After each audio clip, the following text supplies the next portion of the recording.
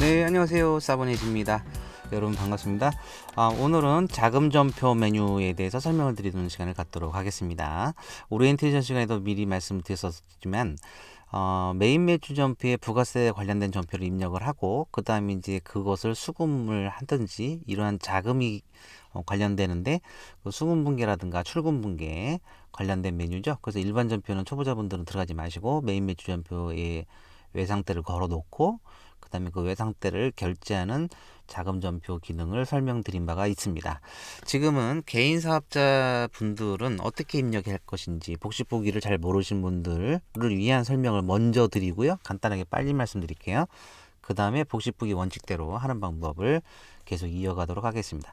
지금 이 강의는 개인 사업자 초보자분들, 복식보기를 잘 모르신 분들은 귀를 쫑긋하고 들으셔야 되겠습니다. 자, 그래서 두 관계를 봐야 되니까 메인 매출 전표를 먼저 보면요.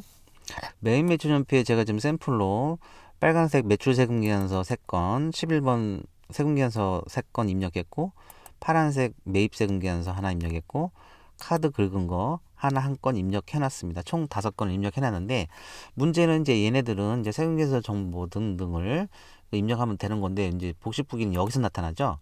그래서 이게 지금 자동 분계되고 있다고 말씀드렸었는데 여기처럼 이렇게 외상 분계를 해놨으면 여기 외상 매출금이라는 매출은 떴는데 외상이다, 돈을 못 받았다. 이 말은 무엇을 암시하고 있는 거냐면은 이 외상대가 언젠간 수금이 되겠죠. 그래서 수금된 날, 지금은 세금에서 발행일자는 5일인데 3월 5일 날 수금이 됐든 아니면 이후에 됐든 아니면 먼저 됐든 간에 하여간 외상 처리를 했으면 외상대를 수금하는 분계를, 즉 수금 분계를 따로 또 한 번 해줘야 됩니다. 그래서 이런 채권 채무 관리가 필요가 없다. 나는 오로지 개인 사업자로서 종합소득세 세금 신고 목적만 달성하면 된다라는 분들은 이렇게 굳이 외상 걸어 놓고 나중에 수금 분계, 출금 분계를 따로 또 한 번 해야 되는 번거로움을 여러분이 번거롭게 일을 할 필요가 없죠. 그래서 수급 여부는 중요하지 않다. 종합소득세 신고할 때는. 그래서 이 분계 유형을 2번 외상을 입력하는 게 아니고요. 1번 현금 거래로 간주하시면 무지 편합니다. 그래서 이 분계 유형란에다 숫자 2을 입력합니다. 다시 숫자 2를 치면 외상, 숫자 2를 치면 현금 거래예요. 그래서 하단 분계도 세금 계산서 11만원짜리 끊었는데 입금됐다 11만원이 이렇게 종이 현금이 입금됐다. 현금 거래로 간주한다는 이야기입니다. 그래서 이렇게 입력하는 것은 두 가지를 안 하겠다는 뜻입니다. 첫 번째, 외상 거래를 하고 외상 수금 분기에 이렇게 복잡하게 하지 않겠다라는 거죠. 그죠? 그리고 또 하나, 실제 우리가 수금은 대부분 우리 회사 통장으로 받으니까 보통 예금 분기에 통장 분기에도 안 한다는 가정이에요. 그러니까 외상 분기에도 안 하고 여기서 그러니까 현금으로 처리했다는 뜻의 의미는 두 가지라는 거예요. 외상 거래로 안 해서 채권 채무 관리 이런 거 내부 관리는 나는 안 할래. 두 번째로 통장 분기에도 어려워. 개인 사업자 통장이 더 어려워요. 주식회사 통장보다. 개인적으로 돈도 빼고 넣고 하기 때문에 그래요.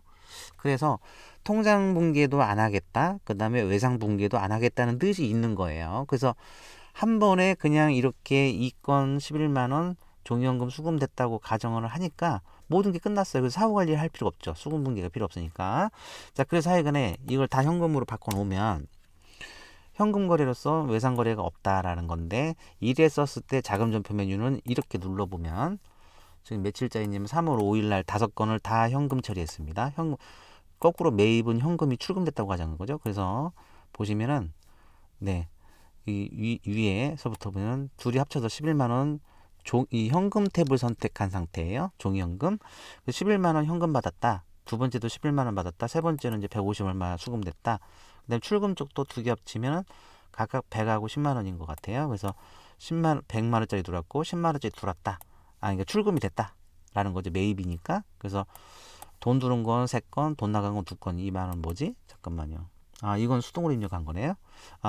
그래서 이렇게 부가세 관련 자료는 이 부가세 신고 목적으로 여기 이렇게 입력을 해야지 부가세 신고서에 나타나니까, 소득세가 아니라 부가세 신고 목적으로 이렇게 입력을 하면 좋은데, 종합소득세 신고할 때 복식장부를 제출하기 위해서 만드는 이 분계에는 현금 거래로 그냥 쉽게 가자라는 겁니다. 개인사업자는 통장 붕괴도 안 하고 그 외상거래도 붕괴를 안 한다는 뜻입니다. 아시겠죠? 그래서 이렇게 되는 거고요. 매입매수전표는 이제 더 이상 설명드릴 게 없으니까 일단 끄겠습니다. 그 다음에 자금전표를 보시면은 개인사업자 마지막 이야기입니다. 개인사업자를 위한 팁. 그 부가세 신고 자료는 여기 매입매수전표 입력한다는 걸 알겠는데 부가세 신고 자료가 아닌데 돈 나가는 것들이 있을 수 있어요. 그래서 예를 들면 여기 지금 샘플을 입력을 해놨는데 퀵비용 아저씨가 오셔가지고 어디 배달해달라고 부탁을 했더니 오셔가지고 10,000원 달라고 그러면서 카드를 긁은 것도 아니고 카드를 긁었으면 매입매수전표를 입력하셔야 돼요. 회사카드로. 네, 그래서 간이영수증을 하나 주시고 가셨어요. 그래서 이 간이영수증은 국세청이 없죠. 그래서 부가세 신고 자료도 아니에요. 그죠? 이건 그냥 일반 종이에요. 간이영수증. 그렇지만 돈은 나갔기 때문에 10,000원 입력 출금, 현금을 누른 상태에서 출금 10,000원 입력하고 퀵비용 메모해 놓고 그 다음에 여기서 계정 과목은 모르시겠으면 여기서 운반비죠. 운반비 이렇게 운반 두 글자 치고 엔터를 치면 운반자 들어있는 게 다 뜨는데 판관비죠. 제일 밑바닥에 판관비가 위치하고 있는데 운반 원가 업종이 아니시라면 일반 판관비 쪽으로 여기 이걸 선택하고 엔터 치면은 운반비에서 이렇게 비용 처리하고 끝나는 겁니다. 얘는 부가세 신고 자료가 아니에요. 그냥 비용 떠는 용도입니다. 종합소득세 신고용이죠. 그래서 이렇게 이것도 이제 종이연금 나간 걸로 간주한 거고요. 그래서 이렇게 되는 거니까 개인 사업자분들은 나 도대체 복식부기 잘 모르겠다 그러시는 분들은 모든 것을 현금 분계로 현금 처리하십시오. 아시겠죠? 그래서 단식부기처럼 운반비에만 하나 잡아주면 되는 거예요. 그래서 이러한 은행들 이건 이 은행을 등록한다는 것은 통장 분계를 한다는 뜻이니까 개인사업자는 이것도 사용하지 않으시면 됩니다. 자신이 없으시면 복식부기에 통장에 개체도 안 하고 무조건 현금 처리하겠다라는 겁니다. 통장에 돈 들어왔어도 현금이 입금된 걸로 간주한다는 뜻이에요. 통장에 돈 나간 것도 뭐 출금으로 현금 출금으로 보겠다는 뜻이고요. 하여튼 그런 의미가 있습니다. 지금부터는 원칙대로 주식회사라든가 개인사업자 중에서 채권 채무 관리도 하고 통장 분계도 할래라는 복식부기 원칙적인 방법에 대한 설명을 본격적으로 드리겠습니다. 네, 역시 이제 거래처 등록 메뉴 이 통장 분계가 중요하니까 거래처 등록 메뉴에서 어디 갔죠? 여기 있죠. 거래처 등록. 거래처 등록 메뉴에서 은행, 금융거래처를 선택하고 지금 현재 계좌를 3개를 선택해 놨습니다. 자금전표 비교해 보면 이렇게 되어 있습니다. 그래서 탭 순서가 2번, 3번, 4번, 2번, 3번, 4번이 선택이 되어 있음을 알 수 있고요. 그때 오리엔테이션 시간에도 말씀드렸지만 계좌번호를 풀로 계좌 여기다가 마이너스 여기 빼기 이런 식으로 넣지 말라는 얘기예요. 풀로 넣고 계좌번호 끝까지 다 입력해 놓으셔야지 나중에 통장 업로드 메뉴 이런 통장 업로드 메뉴에서 통장 엑셀 업로드라든가 자동 수집할 때 그 계좌번호를 정확히 맞추는 작업을 합니다. 컴퓨터가. 그러니까 계좌번호를 정확히 풀로 입력해 놓으시기 바랍니다. 그 다음에 실무적으로 계좌번호 하나은행이 계좌가 2개로 쪼개지니까 구분하기 위해서 813 끝번호를 가로 열고 813 얘는 814 이런 식으로 구분을 해놔야지 알기 쉽다. 근데 이제 813번이 탭이 3번이요 2번 3번 바뀌었으면 좀 깔끔할 것 같긴 하네요.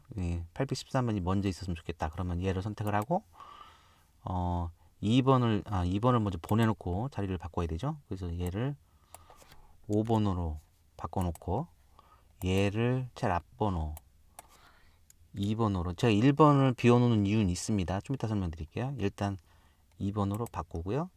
얘는 3번으로 저장을 해서 순서대로 맞춰놨어요. 그래서 이렇게 바꿨고 새로 고침을 하면 순서가 이렇게 그래서 8113이 98,000번 코드를 땄고 814 계좌가 98,001번을 땄습니다. 비교해 보시기 바랍니다. 그래서 813이 저기 두 번째 나왔고 세 번째, 네 번째 이렇게 설정을 하시는 겁니다. 그 다음에 이제 가끔 계정 과목이 나는 보통 예금이 싫어요라는 분이 있어요. 예를 들면 외화예금 계정을 쓰겠다든가 정기적금 이런 거 쓰겠다고 그러시면 원하는 계좌를 선택을 하고 여기를 눌러서 정기적금으로 나는 분개하겠다. 저장 이렇게 하면 자동 분개가 정기적금으로 됩니다. 보통 예금으로 다시 바꿔놓을게요. 근데 지금 설명을 드려야 될 팁이 있네요. 여기에 예를 들어서 외화예금 지금 여러분이 이게 안 나타나는 경우가 있을 수 있는데 외화 통장이라서 외화예금으로 설정을 하고 싶다면은 계정 과목 적요 외화 예금이라는 계정 과목 적요 설정을 좀 바꿔줘야 돼요. 그래서 계정 과목 적요를 눌러서 당좌 자산이 있죠. 그래서 저는 여기다 만들어 놨어요. 여기다 여러분들이 원하시는 데 만드시면 돼요. 외화예금 얘를 선택하고 여기다 외화예금 입력하고 이 성격이 아마 일반으로 돼 있으실 텐데 이거를 예금으로 저장을 하시면 그러면 방금 봤던 뭐 있죠? 거래처 등록에서 계정 과목을 이렇게 세팅해 놨으니까 얘를 선택하고 얘가 외화예금이면 여기 나타날 거예요. 외화예금이 성격을 예금을 바꿔놨기 때문에 그래서 이렇게 설정하시면 되겠습니다. 저는 보통 예금으로 해놓겠고요. 보통 예금이라는 네 글자의 의미는 그 회계 계정 과목 용어인데 무슨 말이냐면 언제든지 돈을 입금하고 언제든지 돈을 인출할 수 있는 수시 입출금이 되는 계좌를 보통 예금이라고 그래요. 그래서 이제 적금 이거는 수시로 인출할 수가 없죠. 그래서 해당되는 거 이렇게 설정해 놓으시고요. 그 다음에 됐습니다. 거래처 등록 다 보통 예금으로 계정 과목 세팅되어 있고 탭도 선택되어 있습니다. 그 다음에 정기재무상태표 스타트를 항상 끊어줘야 되는데 정기재무상태표에 제가 지금 미리 입력을 해놨는데 300만 원이 이게 무슨 말이냐면 지금은 19년도입니다. 근데 작년 말 숫자 즉 18년 말 숫자는 300만 원이라고 가정을 할게요. 그러니까 19년 입장에서 기초금액이죠. 작년 말 금액이고 이 300을 계좌번호로 다시 쪼개는 작업을 해야 되죠. 그래서 여기서 300을 입력해 놨기 때문에 거래처별 초기화를 누르면 이 300이 나타나고 여기를 살포시 눌러보면 제가 미리 입력해 놨어요. 그래서 하나은행은 이제 813 계좌는 100만 원, 814는 200만 원이 있다고 작년 말 잔액이죠. 이 스타트를 끊어줘야 되죠. 이렇게 입력을 해놨고 이런 입력 결과를 자금점표에서 보시면 이 두 놈인데 하나하나 813, 814 얘는 지금 1월 눌러보면 1월달 입장에서 전기 작년 말 넘어온 게 기초금액이죠. 19년도 입장에서는 그래서 100만 원이 넘어온다 라는 거고 그래서 다른 입출금을 입력을 안 했기 때문에 지금 이번 1월 말도 100만 원 2월 달도 계속 100만 원 있는 거죠. 스타트만 지금 끌어 놓은 거예요. 작년 말일자로. 그래서 하나은행은 200으로 스타트하고 있다는 것을 보여주고 있습니다. 예, 그렇고요. 그 다음에 이제 사례를 들으면서 제가 설명을 드릴게요. 빨리. 우리가 이제 큐 비용 같은 걸 쓰기 위해서 현금 거래가 있어요. 아무리 카드를 긁지 않는 출금이 있죠. 그래서 현금 시제를 보통 한 10만 원 정도 이렇게 가지고 있는 경우가 많은데 만약에 하나은행 이 첫 번째 하나은행 100만 원이 작년 말 넘어왔는데 1월 5일 날 하나은행이 선택된 상태입니다. 지금 탭이 하나은행 탭 입장에선 종이현금을 찾았어요. 은행 가서. 그래서 얼마를 찾았냐면 5만 원 찾아서 현금 시제를 쓴다고 가정할게요. 자, 그래서 현금 시제용으로 돈이 인출됐다고 메모해 놓고 현금 시제용. 그 다음에 현금은 거래처가 없죠. 지금 내부 현금으로 내부용으로 가지고 있는 거니까 누구한테 준 게 아니죠. 현재는. 그래서 이런 건 입력 안 해도 되고요. 그 다음에 현금이죠. 상대 계정은 이렇게. 그다음에 하단에 보면 이런 식으로 복식부기가 자동으로 만들어지고 있음을 알 수 있습니다. 자, 그래서 현금 입장에서 그러니까 하나은행은 출금이면 현금이라는 종이현금 입장에서는 입금이겠네요. 그렇죠? 그래서 눌러 보겠습니다. 여기서 현금 입력해 놨어요. 현금을 누릅니다. 그러면 현금 입장에서는 5만 원이 들어와서 현재 현금 시제 잔액이 5만 원 있다라는 걸 알려주고 있고요. 이 분기가 지금 차변 현금, 보통 현금 똑같죠. 얘랑 똑같습니다. 이렇게 한다. 바꿔서 이번에는 현금 탭에서 그 현금 시제 인출 분기를 한번 해볼게요. 똑같이 이번에는 6일날 또 현금을 찾았어요. 현금 입장에서는 6만 원을 찾았다고 가정할게요. 하나은행에서 종이현금 6만 원을 하나은행에서 빼서 현금 시제를 가지고 있어요. 6만 원. 아이고. 6만 원. 엔터. 또 현금 시제. 그래서 적요 추천 기능도 작동하고 있죠. 우리가 저 오리엔테이션 설명드렸었죠. 그래서 엔터 방향키로 아래로 내려와서 이렇게 하면 자동 분기가 완벽하게 끝나죠. 그래서 보면은 이제 이렇게 하단 분기가 돼 있고 자동 분기가 돼 있고요. 자, 현금 선택 상태에서도 현금 입금을 했고 상대 거래처가 98,000번이고 얘는 통장에 돈 나갔다는 걸 미리 했기 때문에 하나은행을 눌렀었을 때 하나은행 입장에서는 출금이죠. 6만 원이 출금.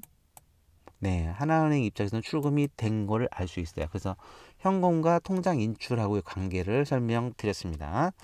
지금부터는 계좌 간의 이체입니다.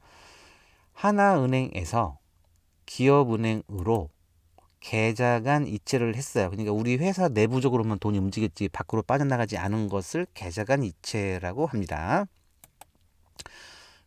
얘를 선택해서 입력할 수도 있고 얘를 입력해서 선택할 수도 있어요. 자, 보세요. 하나은행에서는 통장에서 지금 기업은행 시제가 얼마 있냐면 통장이 우리가 기초를 안 접어놨기 때문에 없습니다. 정기 2월 된 게 없어요. 자, 하나은행에서 최초로 1월 10일 날 출금을 했어요. 100만 원 너무 크니까 50만 원을 아니 40만 원을. 그래서 이것을 이제 메모 계좌간 이체라고 그러는데 해놓고 돈을 받은 쪽이 상대 거래처죠. 그래서 여기 이름도 상대 거래처예요. 내가 아니라 나는 하나은행이고 상대는 기업은행이죠. 그래서 나를 입력할 필요는 없어요. 내가 이 탭을 이미 누르고 있기 때문에 나를 입력할 필요 없고 상대만 입력해 주면 돼요. 1월 10일 날 입력하다 말았나요? 예, 10일 날 40만 원. 자, 계좌간 이체. 상대 거래처가 누구라고요? 기업은행 밑에 써 있죠. 탭에 98,002번 98002. 엔터 치면 엔터 그냥 엔터 치면 됩니다. 그러면 빨간색 박스 하나은행이 출금이 됐고 그 다음에 기업은행 상대 기업은행은 입금이 됐고 이 말인 건데 자동분기죠. 우리 사용자는 입력을 안 했어요. 그러면 하나은행 입장에서 40만 원이 나갔지만 기업은행 입장에서 돈이 들어왔죠. 기업은행을 눌러 보겠습니다. 40만 원이 들어왔죠. 그렇죠? 그래서 이런 식으로 계좌간 이체. 그래서 하나은행에서 상대 계좌까지 상대 거래처까지 입력을 해놨기 때문에 기업은행 들어가서 또 40만 원 입력하시면 중복이 되겠네요. 그죠? 그래서 한 번에 끝났어요. 이런 경우는 기업은행 들어가서 또 40만 원 입금 분기 하실 필요 없습니다. 네. 마찬가지로 기업은행 입장에서도 입금 분기를 하고 하나은행 분기 상대 계정을 또 해볼 수 있어요. 10만 원을 거꾸로 그러니까 하나은행에서 기업은행으로 돈을 계속 쏘고 있어요. 그러면 기업은행 선택 상태에서 똑같이 입력을 해볼게요. 이번에는 11일 날 10만 원이 하나은행에서부터 기업은행으로 들어왔어요. 똑같이 10만 원이 기업은행 입장에서 들어왔죠. 그러니까 입금이죠. 계좌간 이체 쓰셨다고 가정하고 이번에는 상대 거래처가 누구죠? 기업은행 입장에서 지금 탭이 기업은행이니까 주인공은 나예요. 기업은행. 상대 배역은 하나은행입니다. 그래서 여기 탭 번호 탭 밑에 코드까지 써 있으니까 친절하게 98,000번에서 나한테 보내줬어. 상대 거래처. 이렇게 엔터 치면 기업은행 입장에서 주인공이 되어서 입금 분기를 했으면 입금을 했죠. 하나은행 입장에서는 출금이죠. 방금 얼마 있죠? 12형 새로 고침. 이제 상대 거래처를 누르고 있어서 지금 가나다 정렬 돼서 그래요. 오른차순. 자, 10만 원이 입금이 됐으면 하나은행은 출금이죠. 10만 원이 출금이 됐죠. 그죠?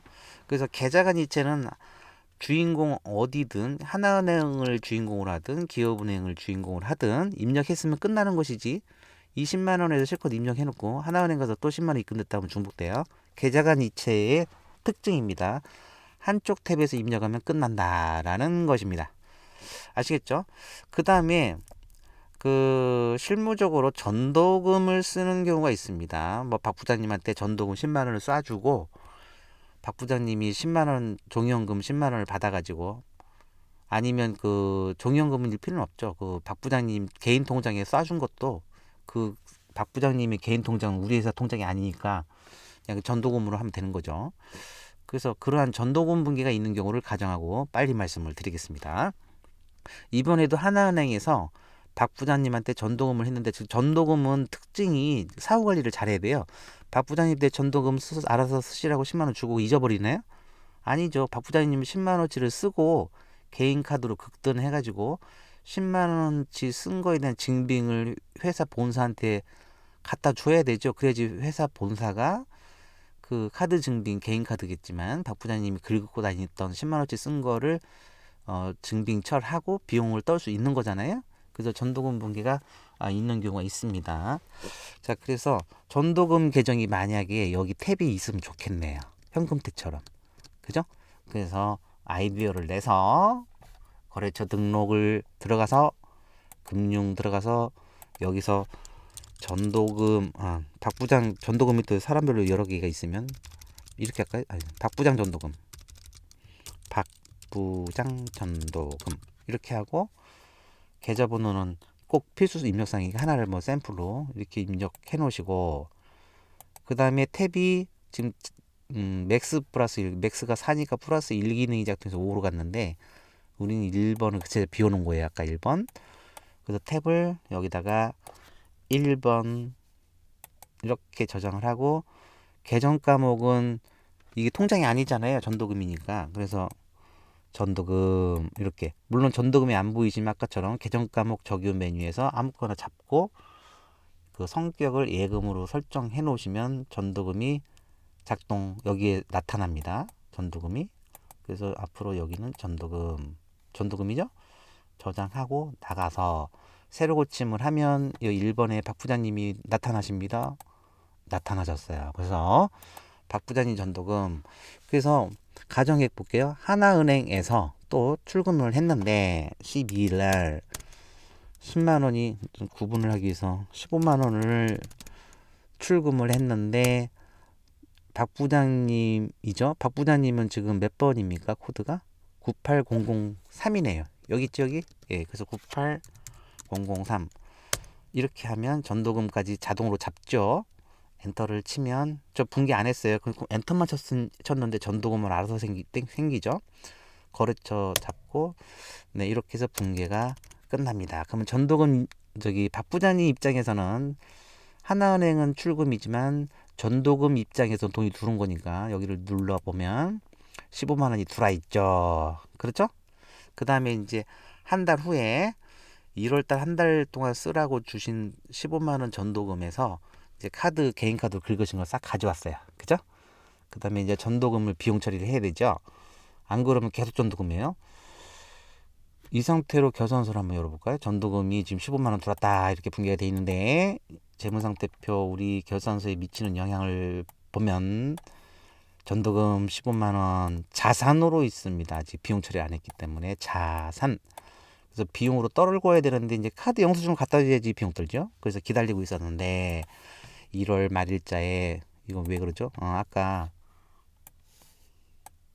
예, 여기로 400으로 바꾸면 차대 일치 시켜놓고 왼쪽 오른쪽 일치 시켜놓고 나가면 새로 고치면 차대불 일치 없어졌고요. 자 자금적표 눌러보면 전도금 15만 원이 지금 살아 있어요. 전도금 잔액이 15만 원이에요. 그래서 말일자에 개인카드 갖다 준 걸 보면서 그때 전도금이 사라진 걸로 처리합니다. 그래서 카드 영수증이 10,000원짜리 하나가 있어요. 그래서 거래처는 필요 없죠. 이런 경우는 비용 계정은 보통 거래처를 안 겁니다. 여기 거래처 승계가 돼 있으면 이 하나은행이 승계될 거니까 우리 실무적으로는 승계 안 함으로 하는 게 좋죠. 다시 말일자에 10,000원 해서 거래처는 패스. 그 다음에 밥 사 먹었다고 가져오신 거예요. 카드 영수증을 어디 음식점. 그래서 복리 후생비죠. 복리 후생비 엔터를 칩니다. 복리 후생비가 너무 많아. 그럼 판관비. 그래서 아까 계정 과목 저기에 전체를 지금 제가 사용으로 체크해놔서 쓸데없는 게 뜨는 거예요. 그렇죠? 말 나온 김에 일단 여기서 패스하겠습니다. 네, 이렇게 한다라는 겁니다. 그리고 말 나온 김에 계정 과목 신경 쓰이니까 꺼야 되겠네요. 원가는 다 사용부로 바꿔놓겠습니다. 원가에 나타나지 마라. 우리는 일반 업종이다. 저장하고 이렇게 하고 자금전표 다시 들어가면 됩니다. 그리고 이제 그래서 15만 원 전도금 중에서 10,000원은 떨궜어요. 그래서 현재 정리가 안 된 미정산 전도금 14만 원이 있습니다. 그래서 또 실제 이 날짜는 말일자로 해도 돼요. 사실은. 근데 카드 영수증 날짜는 예를 들어 1월 15일이야. 그러면 원칙은 15일로 이렇게 하시는 게 되는 거지. 맞죠? 예, 그 날짜. 물론 이제 전도금 박 부장님이 쓰신 거지만 아니면 말일자로 몰아쳐서 어차피 전도금 정산 분기를 하는 거니까 말일자로 계속 입력해도 돼요. 실무적으로. 그래서 계속 말일자 1월 31일 날로 해도 되고 실제 증빙대로 증빙 날짜를 보면서 카드 영수증을 뚫어지게 보면서 며칠자 카드 긁었나 이렇게 해도 되고요. 네, 그런 식으로 계속해서 전도금을 제로까지 만들어야 되는데 이제 박 부장님이 속 썩이시는 분들은 이제 이 영수증 가져오라고 해도 카드 영수증 안 가져가지고 계속 시제가 막 오히려 늘어나. 2월 달에도 전도금 줬더니 증빙이 부족해 해가지고 그러면 혼나야 돼요. 그 대표이사님이 그때 등장해가지고 박 부장 이리 와 해가지고 카드 증빙 다 챙겨와 해가지고 이 전도금을 연말 12월 말이 될 때까지 결산할 때까지 전도금을 제로화 시켜야 됩니다. 모두 비용으로 떨궈야 돼요. 아시겠죠? 네, 이렇게 하셔야 됩니다. 그 다음에 참고로 현재 세법을 말하면 이렇게 비용은 원래는 그 카드 같은 참고로 요즘 약간 너무 깊은 얘기가 될 수 있는데 우리 법인카드가 아니라 박 부장님 개인 카드를 긁었었어도 법인명의는 아니죠. 그래도 메인 매출 전표에 그 박 부장님 카드 입력해도 됩니다. 그 부가세 공제도 받을 수 있어요. 10,000원이 이제 900 얼마 포함되어 있잖아요. 부가세. 그렇게 메인 매출 전표에 부가세 공제까지 받으려면 메인 매출 전표 입력을 해도 돼요. 심지어 우리 회사 명의가 아니어도 됩니다. 접대비가 아닌 한. 접대비는 안 돼요. 접대비를 제외한 뭐 밥 사 먹었네 이런 것들, 뭐 소모품 샀네, A4 용지 샀네 이런 것들은 교통비네 이런 것은 괜찮아요.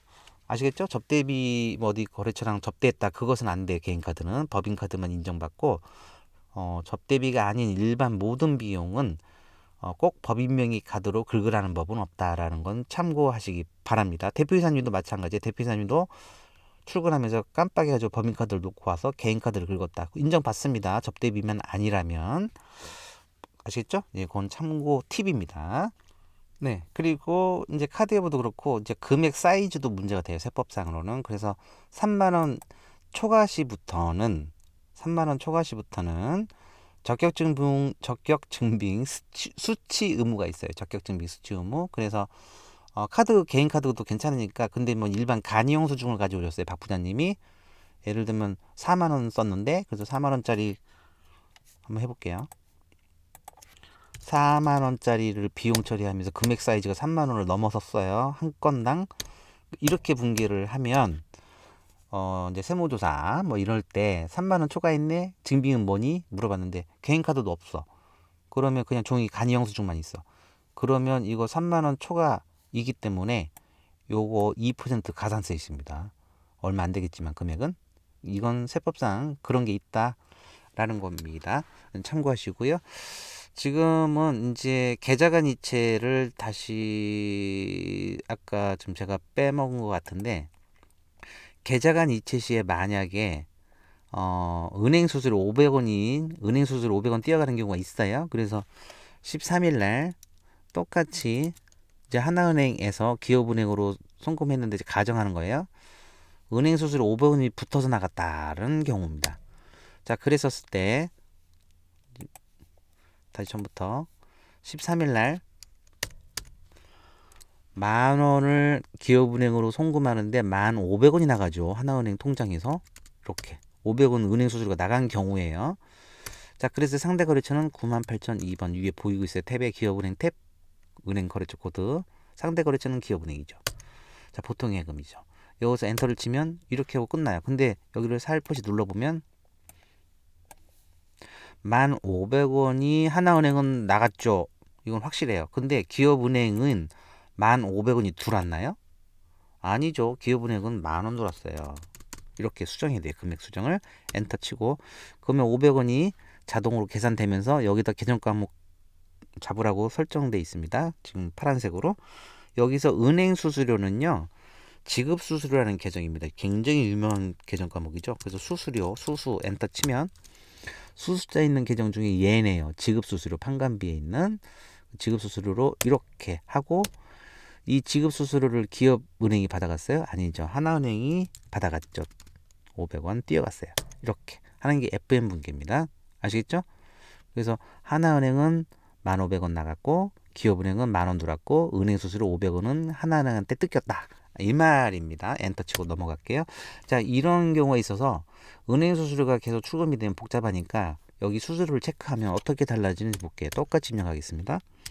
1,500원 98,002번이 상대 거래처고 2번 엔터를 치면 또 한 번 엔터를 치면 이번에는 하단으로 붕괴가 내려왔어요. 그래서 여기서 기업은행은 10,000원 돌았죠. 자, 이 상태에서 엔터를 또 한 번 치면 831 지급수수료 판관비 계정이 자동 붕괴되고 있음을 알 수 있고, 거래처도 기업은행이 아니라 하나은행이라고 자동 붕괴가 되고 있습니다. 이게 여기 수수료 체크되어 있는 경우의 기능입니다. 설명드렸고요. 그럼 얘가 뭡니까? 물어보면 차변 계정 추가.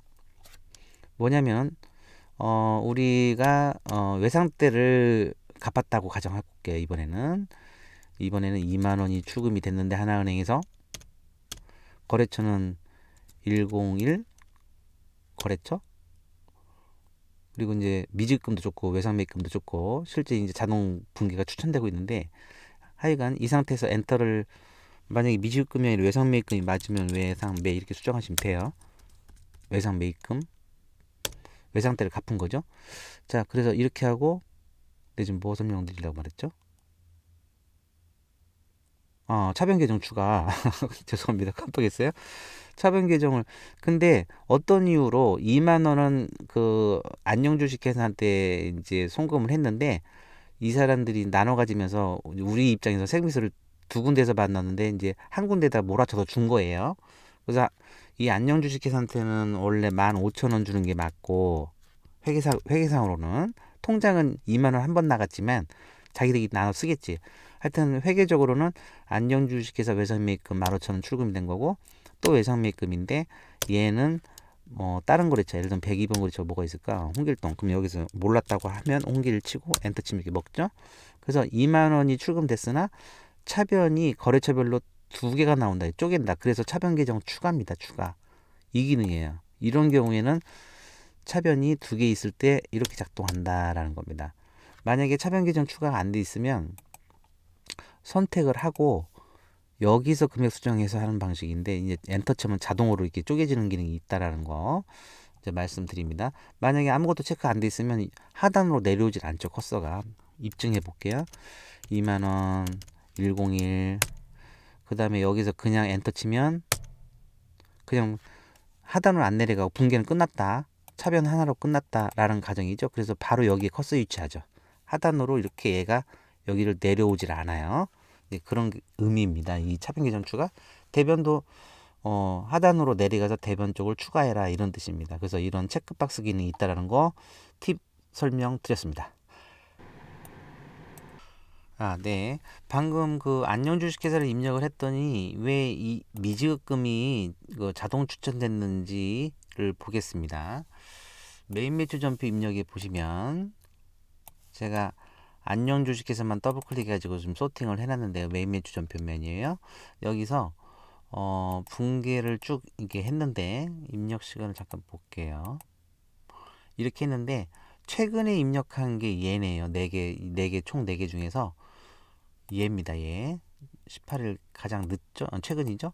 여기에서 미지급금이 걸려 있기 때문에 거기서 미지급 자금 전표에서 미지급금을 추천을 한 거고요. 만약에 얘를 2번 외상으로 붕괴를 해서 안녕 주식회사한테 매입 매출 전표에서 외상대를 외상 매입금으로 붕괴를 했다면, 다시 한번 입력해 볼게요.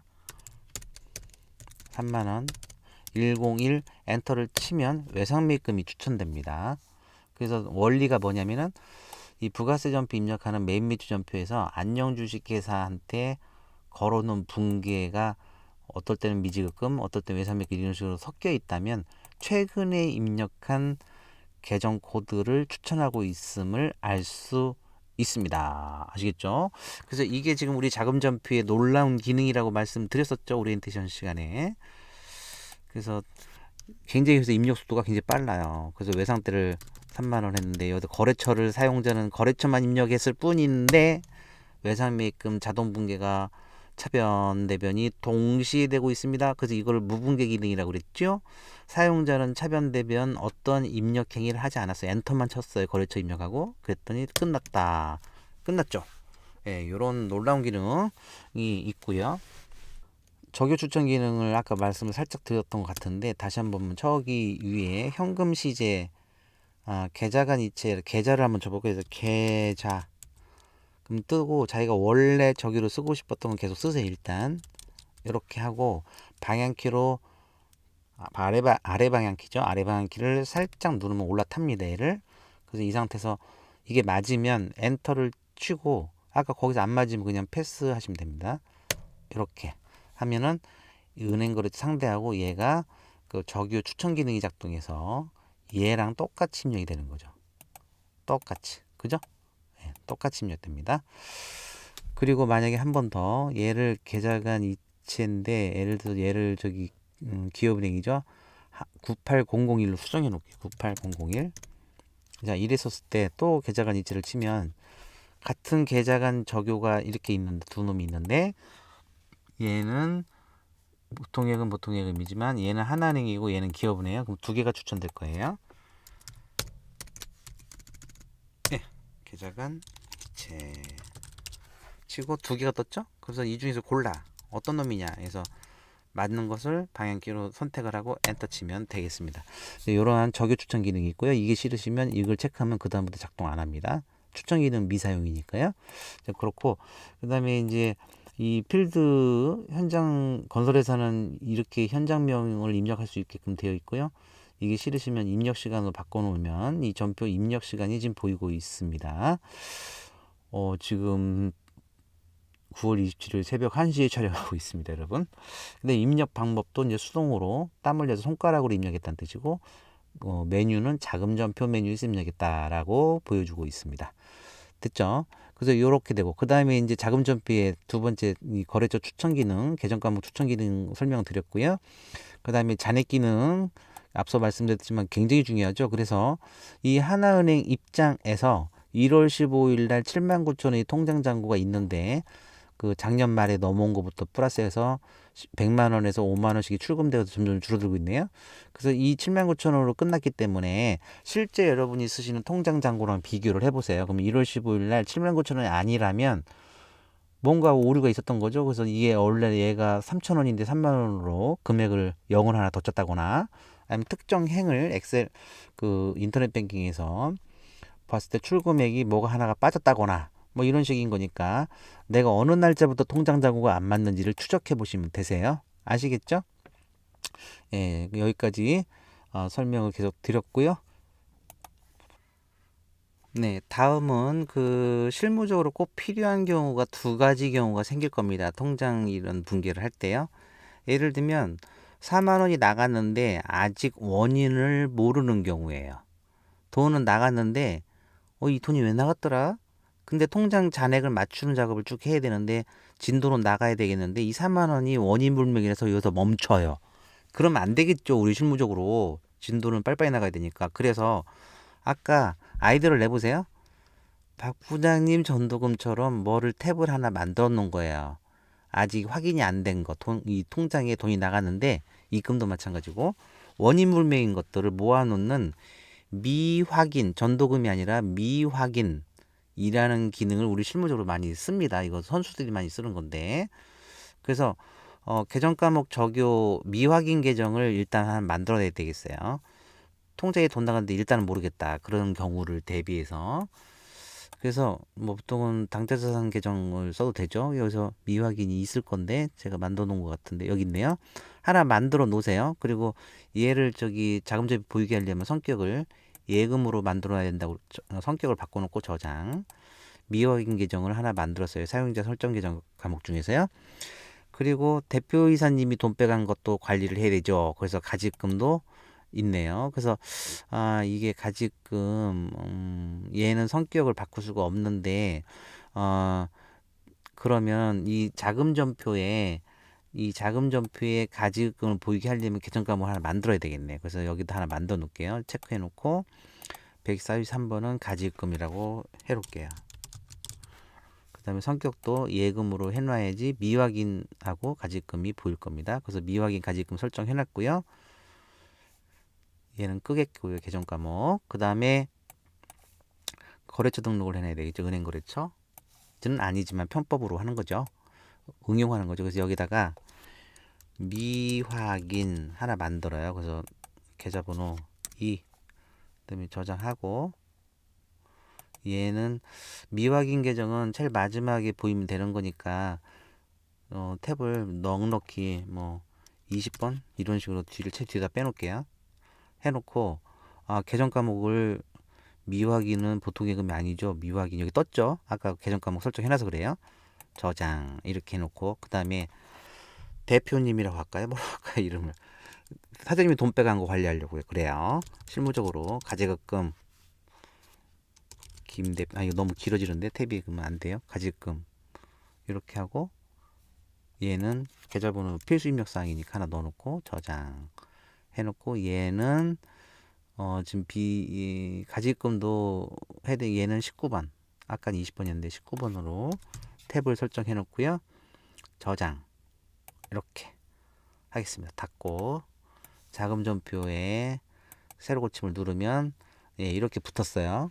그래서 지금 미확인 계정을 한번 입력을 해볼게요. 지금 하나은행에서 통장에 돈이 나갔는데 일단 모르니까 미확인 계정에다 만들어 놓은 거예요. 그래서 1월 16일 날 실컷 입력을 열심히 하고 있는데 손가락 두드리면서 I don't know 모르겠어 이렇게 하든지 해놓고 그 다음에 미확인 코드 여기 거래처 코드죠 98003입니다. 그래서 상대는 그걸로 일단 보내놔요. 이렇게 그러면 미확인 계정이 떴죠. 이렇게 해놓고 그래서 나중에 미확인만 몰아쳐 가지고 한번 정리 작업을 나중에 원인 이제 추적해야 되죠. 추적해서 하는 거고 그날 또 6만 원이 돈이 출금이 됐는데 사장님이 돈 계좌 송금하라고 해서 사장님 개인 통장으로 쐈어요. 그래서 사장님은 몇 번이에요? 가지금 98005 그쪽으로 쐈죠. 상대 그렇죠? 5번 이렇게 요거 설정 안 해놨구나. 아까 빼먹었네요. 거래처 등록에서 은행 보통의 의무 돼 있죠. 그래서 얘를 아까 만들어 놨죠. 가지금 이거다. 저장 됐죠. 자 끄고 다시 자금 준비 돌아서 날라갔는데 6만원 이렇게 해서 대표님 이렇게 써놓고 대표님한테 6만원 썼다는 얘기죠. 하나은행에서. 그래서 대표님은 98005네요. 상단에 그죠? 5번 그래서 엔터 그럼 가지금입니다. 그래서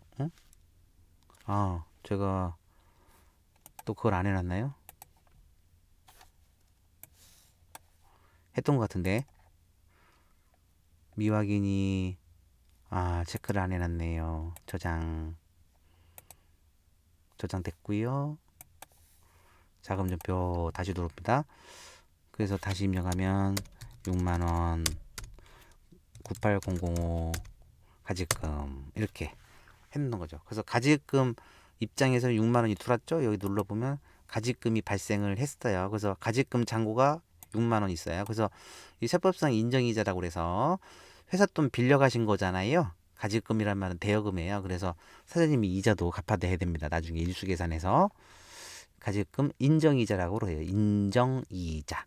그리고 미확인 계정도 아까 볼게요. 하나은행에서 미확인 원인 모르겠다. 출금은 됐는데 그래서 분기가 지금 이렇게 된 건데 요렇게 됐는데 미확인 눌러보면 그래서 미확인 계정이 원인 불명인 게 5만 원 있어요. 그래서 이거 나중에 원인을 찾으면 여기다가 진짜 계정을 입력하면 되겠죠? 그래서 현재는 미확인을 몰아쳐 놓습니다. 자, 이렇게 미확인 계정 5만 원을 만들어 놨는데 이 상태로 만약에 미확인 상태로 결산 마감한다고 겨울에 결산 마감 작업하는데 요 미확인 계정 딱 뜨죠. 그래서 이 상태로 결산 마감 못 하시죠. 이게 눈에 띄면 이건 굉장히 회계하는 입장에서는 뭐라고 해야 되죠? 가슴 아픈 거예요. 그래서 이거 확인하고 싶죠. 그래서 이 5만 원 여기를 더블 클릭을 해서 더블 클릭하면 여기 뜨는데 미확인 여기 다시 한번 더블 클릭하면 디테일이 나오는데 여기서 이제 원하는 걸 수정하시면 돼요. 찾으시면 원인을 모르겠으면 뭐 대표이사님한테 대여한 걸로 봐야 되겠죠. 원인 불명이면. 자, 그렇습니다. 가지금하고 미확인 계정을 자금전표에서 응용해서 사용하는 방법까지 아주 멋진 실무적 팁입니다. 이런 거 실무에 많이 나타나는 거죠. 이런 팁도 있다라는 거 참고하시기 바랍니다. 네. 이번에는 이제 급여 출금되는 거, 급여 쪽 분기를 보겠습니다. 급여 쪽을 자금 전폐해서 어떻게 핸들링 하는지를 보겠습니다. 일단 우리 사브넷에 저랑 또 있죠. 인사급여 메뉴를 보겠습니다. 인사급여 메뉴는 상단 여기 지금 현재 보고 있는 건 세무회계 메뉴죠. 인사급여 메뉴를 들어갑니다. 들어가서 급여 입력 메뉴를 열면 이런 급여 입력 창이 뜨는데요. 여기 예를 들면 19년 5월에 이미 입력이 돼 있네요. 그래서 마감까지 다 해서 3명 850만 원 급여 총액에서 이제 각종의 공제 여기 눌러보면 6개의 공제 항목도 있고요. 그래서 이제 차인지 급액에서 총 790만 원 5월 기수분 급여에 대해서 우리 회사에서 790만 원을 출금을 해야 되겠네요. 자, 그래서 여기 자동 분계 기능을 이용해야 되겠죠. 그래서 급여 자동 분계가 보이고 있습니다. 2019년 5월인데요. 여기 급여 자동 분계를 클릭하면 하단이 바뀌죠. 분계로 자동 분계가 되고 있어요, 여러분. 예. 보고 싶으기 몰라도 되죠. 컴퓨터가 똑똑한 이렇게 알아서 입력하고 있습니다. 자, 그 상태에서 지금 이 금액이 850만 원 총액이 급여로 비용 처리돼 있고요. 그 다음에 그 공제 58만 얼마가 이제 이 공제 항목별로 잘게 쪼개져요. 잘게 쪼개지면서 이제 공단별로 이렇게 세팅까지 다 되어 있습니다. 그죠? 이렇게 되어 있고 지금 이거 세팅하는 방법은 거래처 등록 메뉴 동영상 설명이 되어 있어요. 거래처를 어떻게 등록하는지 그거 참고하시기 바랍니다. 그쪽 동영상 듣고 오십시오. 자, 그래서 계정 과목은 이 각종 공제 항목 여기 현재 6개가 있는데 모두 다 예수금으로 자동 분계가 되고 있고요. 다만 공단별로 이렇게 거래처별로 쪼개놓는 자동 분계까지 되어 있고요. 그래서 최종 지급해야 되는 금액이 이만큼이죠. 그래서 790만 원이 현재 미지급금으로 잡혀 있습니다. 이 미지급금이 아니라 이제 미지급 비용을 써도 돼요. 실무적으로. 그래서 이 차인지 금액을 미지급금을 뭘로 할래? 253이 선택되어 있기 때문에 253 잡힌 거고 이게 싫으시면 여기서 F2를 누르든지 미지급 비용 이렇게 해도 되고 미지급 급여라는 계정 과목을 부채 계정에 하나 만들어 놓으셔도 돼요. 계정 과목 저기에서. 그래서 하여간 뭐 그건 중요하지 않으니까 미지급금으로 일단 했습니다. 했고 그 다음에 이제 미지급 거래처 코드도 중요한데 F5를 눌러보면 F2를 누르면 이 거래처 코드 제가 오리엔테이션 시간에 잠깐 거래처 등록 메뉴였나요? 그거 설명드릴 때 말씀드렸던 것 같은데 미지급 급여라는 거래처 코드를 하나 걸어 놓으시면 실무적으로 편해요. 그래서 거래처 원장에도 미지급 줘야 하면 거래처 105번으로 줘야 하면 미지급 급여로 되어 있는 것만 쫙 나오니까 그래요. 그래서 이런 것도 참고하시고 팁입니다. 팁. 그래서 거래처 등록 메뉴 일반 거래처에 105번이든 몇 번이든 미지급 급여 하나 잡아 놓으시면 속 편할 거다라는 거고요. 그래서 이렇게 해서 이렇게 지금 코드가 되어 있습니다. 이 상태에서 지금 이 분계는 우리가 월별로 이제 급여가 나가는 거니까 그 해당 월의 말일자 화면이 좀 잘렸네요. 약간 내려와 보면 전표는 2019년 5월 기수분이니까 말일자로 전송을 할게요. 전송 버튼을 누르면 2019년 5월 31일에 일반 전표로 전송하는 겁니다. 확인 누르면 일반 전표로 전송이 됐습니다. 그래서 일반 전표로 다시 가보면 여기 세무회계 일반 전표로 들어가 보면요. 이렇게 돼 있습니다. 지금 요놈입니다. 요놈. 초록색으로 돼 있는 거. 그래서 얘랑 급여 입력 메뉴랑 일반 전표 입력 메뉴랑 급여 입력 메뉴에 있는 하단하고 똑같죠. 똑같아요. 지금 올라갈 수가 없네요. 화면이 작아서. 그래서 똑같습니다. 그죠? 네, 이렇게 미지급 상태로 만들어 놓고 일단요. 참고로 여기서 이 금액 미지급금을 난 실제 통장 7월 뭐 예를 들어 28일 날 나갔으면 28일 날로 만들고 보통 예금으로 통장 출금 분기를 하고 싶다. 그래도 보통 예금 예를 선택하고 그 경우에는 거래처 코드는 은행 거래처 코드를 걸어놔야 되겠죠. 보통 예금 중에서 어디 은행이냐 이렇게 해놓은 건데 이게 지금 제가 만들어 놓긴 했지만 좀 말이 안 되는 게 790만 원이 한 번에 나간 게 아닐 거잖아요. 이 세 명이니까 세 명별로 220만 원, 180만 원 이렇게 통장이 출금이 됐을 거거든, 실제는. 그래서 보통 예금으로 이렇게 은행 거래처 코드 분개를 하면 여기가 어디 은행 코드 걸려 있을 테고, 여기는 보통예금 있으면 이게 실제 통장 흐름하고 안 맞죠. 790으로 원샷으로 나간 게 아니거든요. 쓰리샷으로 나갔죠. 이렇게 쪼개져 가지고. 그래서 미지급금으로 하실 것을 추천드립니다. 일단 미지급금으로 전송을 해서 이렇게 미지급금으로 5월 말일자로 만들어 놓으시고, 그 다음에 자금전표에서, 지금 제가 창이 많이 열려서 다 꺼야 되겠네요. 자금전표가 어디 있을까요? 네, 여기 있습니다. 지금 5월 31일 5월 기속분 급여니까 5월 말일자로 미지급금을 잡아놨지만, 역시 이제 돈이 좀 많았던, 200만 원밖에 없는데 어떻게 하지? 700 나갔네요. 네, 하여튼 뭐 그렇다 치고, 그래서 하나은행에서 통장이 지금 5월 기속분이니까 해서 6월, 뭐 5월 말일이면 5월 말일로 해도 되고, 6월 말일자로 6월 5일 날, 6월 11일이라고 할까? 6월 10일 날 출금이 된 거예요. 출금이. 그런데 실제 급여 그 케인 껐네. 사람별로 3명으로 쪼개져야 되는데, 그래서 이 790만 원 미지급금이 3명한테 쪼개지면서 통장에 출금되겠죠. 그래서 출금을 정확히 입력해 보면 좋은데 시간이 좀 걸릴 것 같아서 인사급여 빨리 들어가 볼게요. 5월 기준분 이렇게 해서 여기 누르면 이렇게 지금 차인지급이 통장에서 출금됐을 거거든요. 그쵸? 그래서 자금전표 다시 열고 6월 5일 날 나갔다고 가정합니다. 하나은행에서 6월 5일 날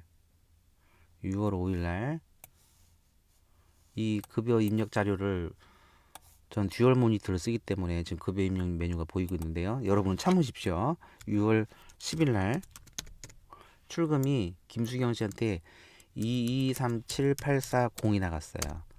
그 다음에 적용은 급여, 예를 들어서 5월분 급여, 5월분 급여 이렇게 하면 되겠죠? 뭐 진짜 디테일하게 하려면 김수경 이런 식으로 100명이면 100번 입력해야 되겠는데요. 네, 그래서 거래처는 아까 그 누구죠? 미지급급여 하나 만들어 놨었죠. 미지급급여라는 거래처 우리가 실무적으로 이렇게 만들어 놓게 됐었죠. 그렇게 하고 미지급금이죠. 이렇게. 왜냐면 아까 여기 전표수를 누르면 일반 전표 5월 기속분에 5월 말일자로 아까 급여가 자동 분기됐죠. 이 미지급금이거든요. 그래서 이 미지급금을 이제 없앴고 부채를 없애니까 차변이고, 그 다음에 거래처 코드도 얘랑 일치시켰어요. 105번 이렇게. 아시겠죠? 그 다음에 6월 같은 날 10일 날 나갔다고 가정하는 거죠. 그다음 10일 날 1805440이 나갔네요. 그래서 이거 컨트롤 C, 컨트롤 V, 김수경 씨, 김하나, 여기 자동 떴네요. 엔터. 그 다음에 금액이 또 출금이 됐는데 3868 빵빵빵. 그 다음에 또 카피 떠서 컨트롤 C, 컨트롤 V, 엔터. 이때는 안 되는구나. 105 253 이렇게 하면은 그 지금 6월 10일 날 미지금 떠는 분기를 했고요. 결산서를 한번 볼게요. 다른 미지금이 섞였을 것 같긴 한데, 그러면 거래처 원장을 볼게요. 거래처 원장을 보면 미지급금이죠. 엔터. 전체 거래처 엔터. 지금 미지급급여 급여 관리만 하고 있는 거야. 지금 잔액이죠. 그쵸? 근데 지금 5월 기속분이니까 5월 말일자로는 잔액이 있었죠. 미지급금이. 이렇게 미지급금이 5월 말일자는 있었고 6월 말일자로 하면 6월 10일, 정확히는 6월 10일인데 이날 급여가 나갔으니까 하면은 이렇게. 그래서 부채가 생겼고요. 790만 원. 여기 더블 클릭을 하면 이거에 대한 디테일이 나오죠. 거래처 원장에서. 그래서 5월 31일 날로는 부채가 있었고요. 미지급금으로 조회하고 있어요. 지금 미지급금만 지금 조회하고 있는 겁니다. 미지급금만 보면 790이 생겼다가 방금 3건을 자금전표에서 3명을 쪼개서 쫙 입력했더니 그래서 6월 10일 현재 잔액은 빵입니다. 아시겠죠? 그래서 급여 분기는 이런 식으로 하는 것이다 라는 겁니다. 다시 급여 분기를 다시 한번 여러분 생각을 해보세요. 그 해당 월 말일자로 미지급금을 잡아서 전표를 생성시키고 그 다음에 자금 전표에서 실제 급여가 나간 날, 통장 나간 날 6월 10일 날 나갔다는 가정이에요. 사람별로 쭉 출금 분기를 하죠. 그죠?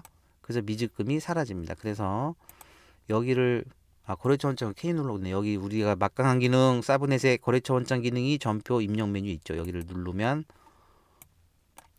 이렇게도 표현되고 있었죠. 그래서 여기를 말씀드렸었죠. 오리엔테이션 시간에 여기를 살짝 누르면 거래처 원장이 6월 10일 날 자동으로 잡고 이렇게 돼서 미지금 부채가 사라짐을 알 수 있습니다. 잔액이 빵! 빚 다 갚았죠. 미지금 월급 빚을 다 갚았다 라는 거를 알 수 있다. 거래처 원장 따로 띄울 필요가 없었네요. 이 자금 전표 메뉴에도 이 하단에 거래처 원장 기능이 작동하고 있음을 알 수 있습니다.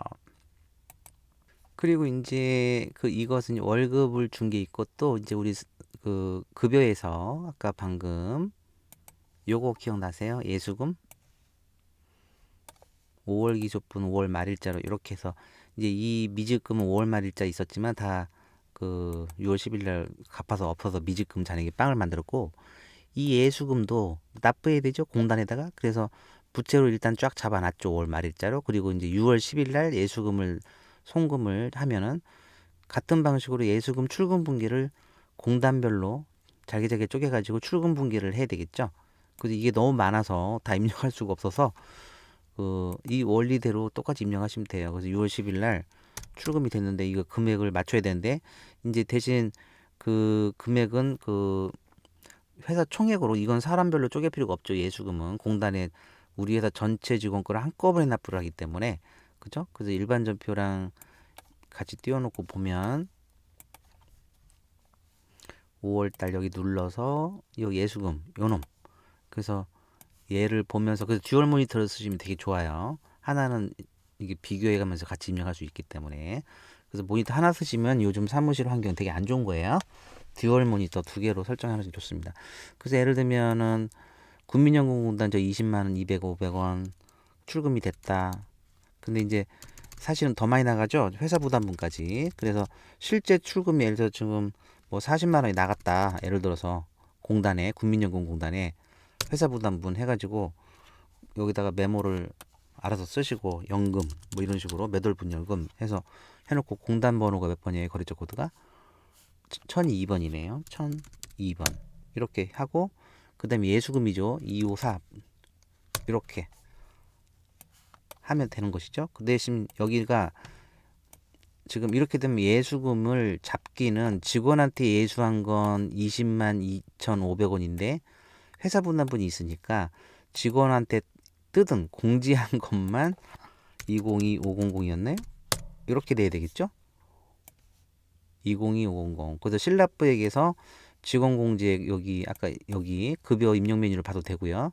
20만 200, 500원만 떨어야 되겠죠. 그리고 차액은 예를 들면 회사 부담분이니까 얘는 연금이니까 이거 계정 과목 비용 계정은 이 회사 부담분은 비용 처리를 이제 별도로 해야 되는 거죠. 예수금이 아니라. 그래서 이게 뭐 제세 공과금 하는 분들도 있고 실무적으로 되게 다양해요. 세금과 공과인가? 세금과 공과 이렇게 해도 돼요. 세금과 공과로 어떤 분들은 복리후생비로 하시는 분들도 있고 어떤 분들은 연금은 뭐 이런 식으로 세금과 공과고 건강보험료는 보험료 계정을 쓰는 데도 있는데 실무적으로는 하여간 비용 처리하면 돼요. 계정 과목이 중요하지 않아요. 그래서 저는 오히려 좀 추천드리면 하나로 좀 몰빵을 쳤으면 좋겠는데 실무자들이 자꾸 쪼개요. 그 연금 중에서 회사 부담분은 이게 지금 회사 부담분이죠. 이건 직원 공제액이고 회사 부담분을 연금은 세금과공과 건강보험공단에 내는 것 중에서 회사 부담분은 뭐 지급보험료, 보험료 처리하고 막 이러는데 이게 계정 과목이 같은 4대 보험 성질인데 어떨 때는 세금과공과 어떨 때는 보험료 이렇게 구분되는 게 더 헷갈리니까 그냥 추천드릴게요. 그냥 세금과공으로 몰빵을 치십시오. 건강보험도 마찬가지예요. 아시겠죠? 그래서 이제 복수분 차등 계정 추가해야 되겠네요. 계속 회사 부담분이 있으니까. 그래서 지금 얼마입니까? 이제 건강보험공단이 저기 15만 원 정도 그럼 30만 원 나갔다고 치면 실제 건강보험 이렇게 해서 공단이 1003번이겠네요. 예, 이렇게 하고 예수금이니까 254 계정 치고 엔터 쳐서 실제 예수한 금액은 건강보험료가 145350이네요. 그죠? 그 다음에 또 있어요. 장기요양. 그래서 12360. 이게 직원들 띄고 나머지는 회사 부담분이죠. 그래서 회사 부담분은 그 세금과 공과로 통일하자. 비용 계정을. 그래서 요놈. 이렇게. 그래서 회사 부담분을 별도로, 왜냐면 돈이 더 나가거든요, 예수금보다. 그래서 회사 부담 때문에 그런 거니까. 그래서 예수금 말고 플러스 2가 더 있다. 예수금 말고 2개가 더 있다. 이렇게 보여주고 있습니다. 이렇게 하는 게 정확한 급여 분계입니다. 예수금 분계랑 아까 미지급금, 출금 분계, 월급 다 설명드렸습니다. 그 다음에는요, 만약에 이제 기업은행이 이제 오래된 장기 휴면 계좌라면, 쓰지 않는 계좌가 자꾸 이 자금지표 탭에 위치를 차지하고 있으면 머리가 아프니까, 이 자금전표에 기업은행을 안 보이게 하는 방법은 아까 그건데, 탭 번호를 0번으로 입력하면 돼요. 그래서 이게 장기 휴면 계좌면 기업은행이 여기다가 탭 번호를 0번을 치고 저장하시면 돼요. 그럼 탭 번호 0번이고 자금전표 돌아서 새로 고침하면 기업은행 사라집니다. 그쵸? 그래서 장기 휴면 계좌는 탭에 안 보이게 하는 게 좋다라는 거 팁으로 말씀드리고요. 자, 그 다음에 하나은행이 이제 거래를 많이 분개를 해놨죠. 그래서 이제 내부 관리용으로 자금일보랑 어떤 관련이 있는지를 설명을 드리겠습니다. 자금일보.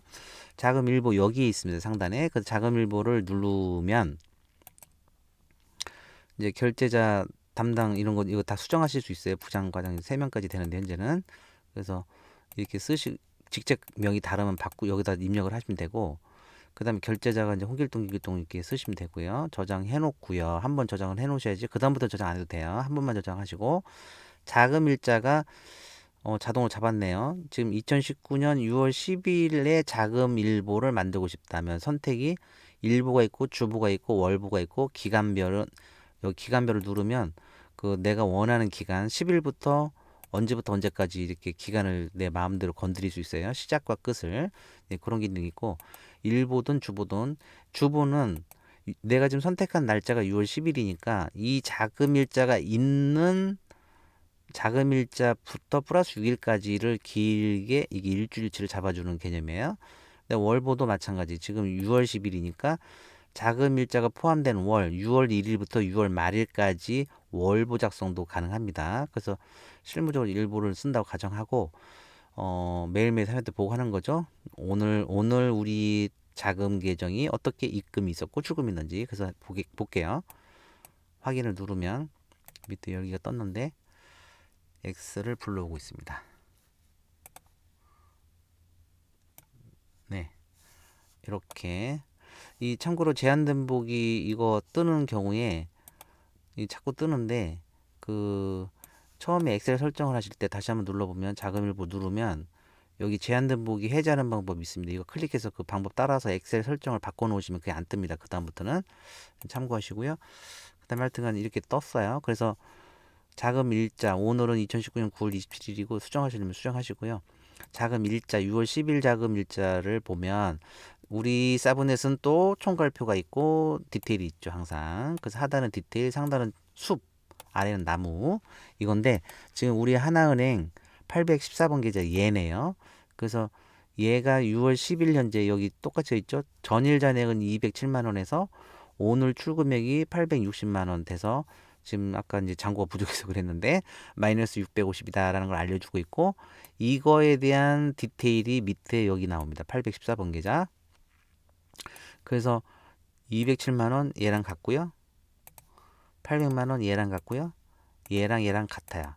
대신 이 입금이 있었던 출금만 있는 경우인데 이거에 대한 디테일이 이렇게 여기랑 일치하고 있습니다. 그래서 김수경 씨한테 미지급여 거래처 코드로 이제 잡혀 있는데 이렇게 나갔다라는 적용까지 보여주고 있습니다. 그래서 요거를 사장님한테 사인을 받으시면 되겠네요. 그래서 이러한 자금 일보 기능도 작동을 하고 있다라는 거 참고하시기 바라겠습니다.